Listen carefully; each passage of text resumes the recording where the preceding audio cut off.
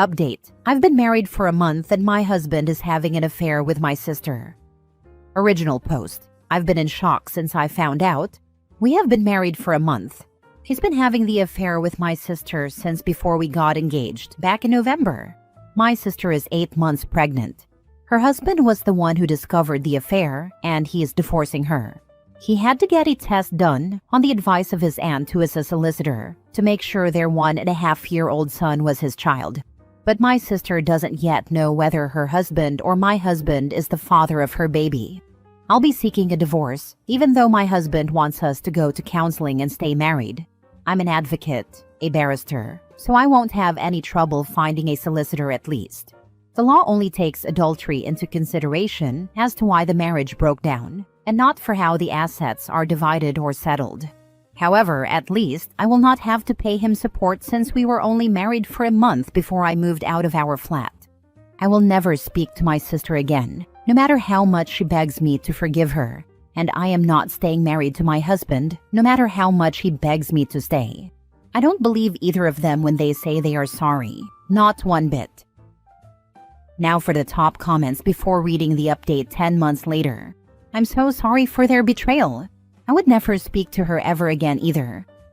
The number of posts about siblings cheating with their siblings' partners is truly baffling. Where I'm from, these cases are extremely rare. Maybe they're just hidden well. I don't know. We look at our sibling's partner as our own sibling and family. The thought of looking at my sister's partner as an affair partner is puke-inducing, and I would kill for my sister. To even think about putting her through something so traumatic is beyond comprehension to me. I don't understand. Do people not love their siblings? My sister is like my child. I know I shouldn't judge, but like WTF? What is this upbringing? Why is this so common? Makes me glad I'm an only child. This kind of betrayal is just on another level. Good riddance. Your future ex-brother-in-law is losing his infectious wart of a wife, and you are losing a bubbling infection of a soon-to-be ex-husband. Nature will take its course, and necrosis will do as it does. After they fall off from you two, their in-love facade, which just masks their lust and gluttony for each other and themselves, will rot and die together. Let them live in the decomposing latrine, where they built their lecherous lies. The scum of the earth always finds camaraderie with maggots and roaches. The law may limit your legal entitlements. However, the threat of exposure in alleging adultery and the publication of his and your sister's adulterous acts may cause his willingness to provide you a stipend or settlement in excess of the customary entitlement. Absent that, blow them both up with family, friends, acquaintances, and social media. Both merit the absolute worst. Good luck to you. Please keep us updated. Now for the update. Last June, I found out my husband was having an affair with my sister. I had been married for a month at that time. Their affair began before I was engaged. My sister's husband was the one who first found out. When it was discovered, my sister was about 8 months pregnant with a baby girl, and it turned out my ex-husband is the father. Apparently, he was furious when he found out because he didn't want children. My ex-husband and I met in an online dating group for people who don't want children, or to date people who have children from former relationships. My ex-husband and my sister both begged me to forgive them. My sister said she couldn't help it, that she fell in love with him, and my ex-husband said he couldn't be blamed for what happened.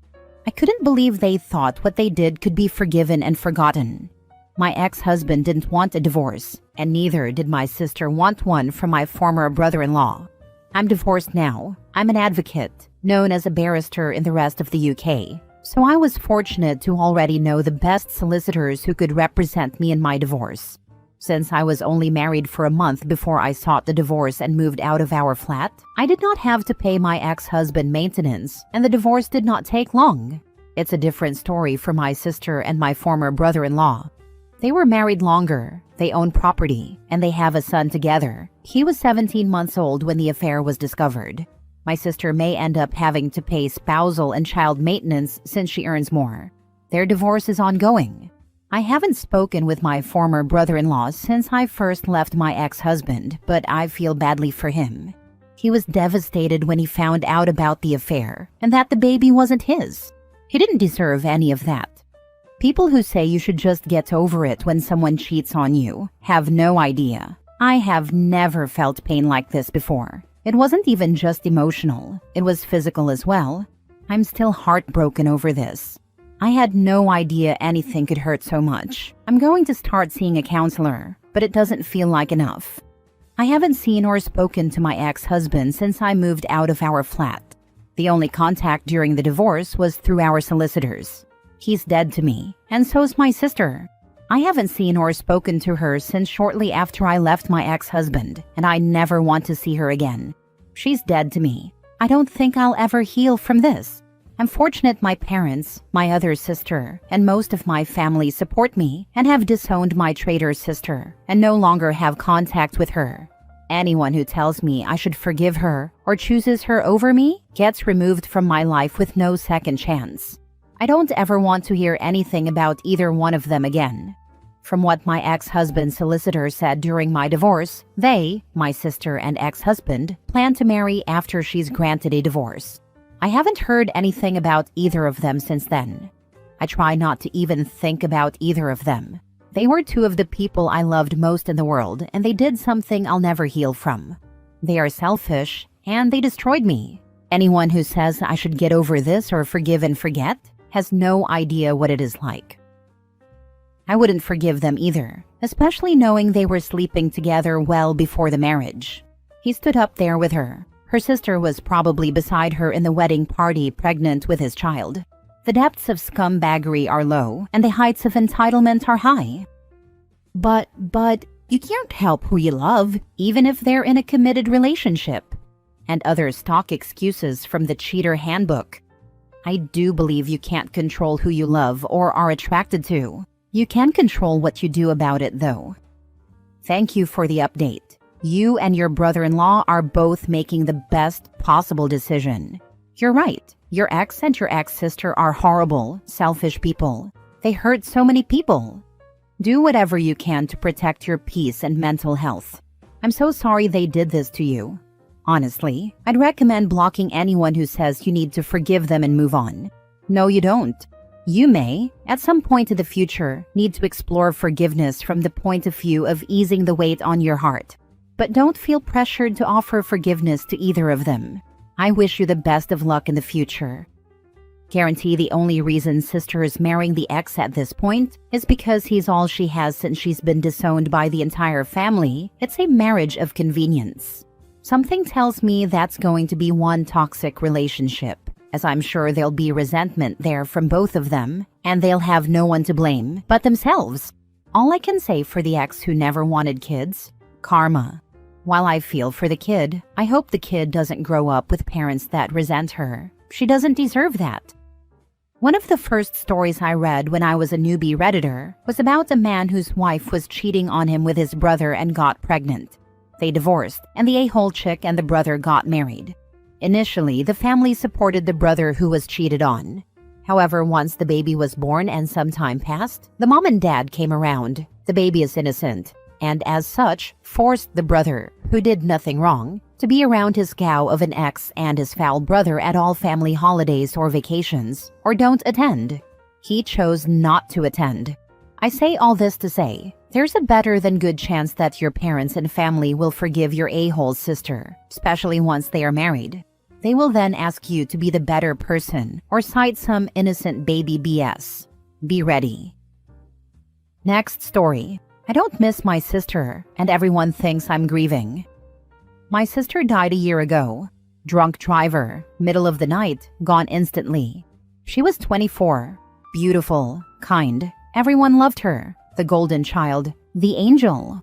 At the funeral, I gave a eulogy. People told me it was moving. They hugged me, cried on me, said I was so strong, so brave. But here's the truth I can't say out loud. I don't miss her. I don't even feel sad. If anything, I feel free. My sister made my life hell. No one saw it. Not our parents, not her friends, not the teachers who adored her. She wore sweetness like armor, like a weapon. But behind closed doors, she made me feel like nothing. Picked me apart, made fun of my body, told me I was stupid, weird, a burden. She once convinced me to tell her my biggest fear, just so she could use it against me later in front of people I liked. She said I was too sensitive. She laughed when I cried, called me the backup kid, said if I died first, she'd wear red to my funeral, because black's too boring. I tried to tell people. Once, they didn't believe me.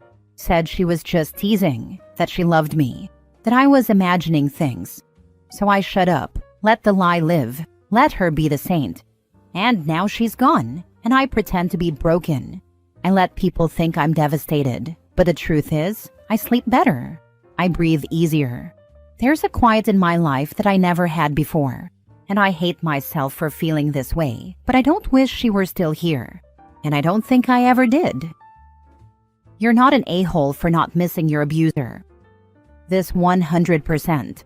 There's this attitude in Western society that if someone dies, we may never speak ill of them again. It's crap. The fact is, some people are actually awful. Not every dead person was a little angel while alive. There are people where the world is better off without them in it. And there are people where specific other people are better off without them in it. I have no idea if your sister was toxic to everyone or just you. But it's okay to say that your life is better off now that she's gone. Not everybody would understand that though. So I suggest when people talk about her, just change the subject and say you don't really want to talk about it. I get it. It's okay. Just change the subject and refuse to engage when they bring her up, even with your parents. If they push, just say everyone processes things differently and I don't want to talk about it. Let them think whatever they want and fly. Hugs to you. I hope you wore red lipstick to deliver that eulogy. No one else would know, but you would. I had my nails painted red. Last story. Keeping my sister's secret is eating me alive, and now she's turning the whole family against me. Over a year ago, my sisters and I took a DNA test. Just for fun, those ancestry ones everyone does. And surprise, one of us has a different father. The sister it affected, I'll call her Maddie, was shocked. Understandably. We were all shocked, but she begged us not to tell our parents. We agreed because it felt like the compassionate thing to do. But ever since then, I've been living with this weight. I see my parents and feel like a liar. They talk about our childhood, family memories, and we just sit there, all pretending everything is normal. And it's not just me. The other sisters feel it too, and also just want to clear the air. None of our other sisters or I care that she has a different father. Nothing feels different about her being our sister. We just hate having to hide this from our parents. But no one says a word because Maddie controls everything with her moods. Here's the thing. Maddie has always been like this. She's the low-key bully in the family. The one who steamrolls everyone. No one ever calls her out because it's easier to just avoid the fight. Pick your battles has turned into never picking any when it comes to her. Even our parents tiptoe around her. She's 30, has a college degree, doesn't work, lives at home rent-free, doesn't date, and doesn't have much of a life outside of us sisters. And yet, somehow, she thinks she has authority over everything, especially relationships. She hates men. I'm not saying she's cautious or protective. She actively hates them. She talks down about every boyfriend or husband before even meeting them. And once she meets them, she's openly rude, cold, and dismissive. Every time someone in our family gets into a relationship, we're suddenly on defense. We're constantly forced to either stand up for our partners or try to explain their every move to her. Like being in a relationship is a problem she has to approve. It's exhausting. For context, I have a chronic illness. So does my husband, and as a couple, we're really intentional about where we put our energy. We don't say yes to every family gathering. We show up when we can, but not when it's going to cost us days of recovery. Same for another sister of mine who's seeing someone new. She decided to skip a recent event too. Suddenly, that's a huge issue.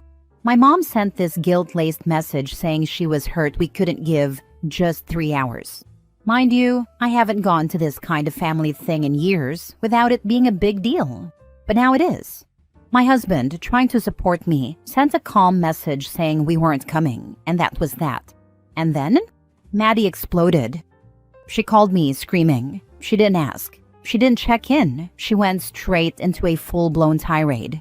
My husband overheard and, yeah, he lost his temper. He told her to go F herself. Was it mature? Maybe not. But after years of watching her bully everyone, I don't blame him. Now guess who everyone's mad at? Me. Not her, for screaming at me over a boundary. Not her, for constantly sabotaging every partner that gets close to our family. Me, because someone finally stood up to her. I've kept her secret for over a year. I've watched everyone around me walk on eggshells because she might get mad. I've held back, shut my mouth, let things slide to keep the peace. And for what? So she can flip out the second she doesn't get her way? Don't get me wrong, we all defend our partners, but it doesn't change anything. All of us sisters used to be super close, but now everything feels cracked and fragile. We're tired of carrying this secret. We're tired of pretending her opinion is the only one that matters. We're tired of managing her reactions like we're all responsible for her emotional regulation. I don't even know what I'm asking for. I guess just, does anyone else have a sibling like this? Someone who controls everything but somehow stays the victim? I'm sick of feeling like the villain for finally pushing back.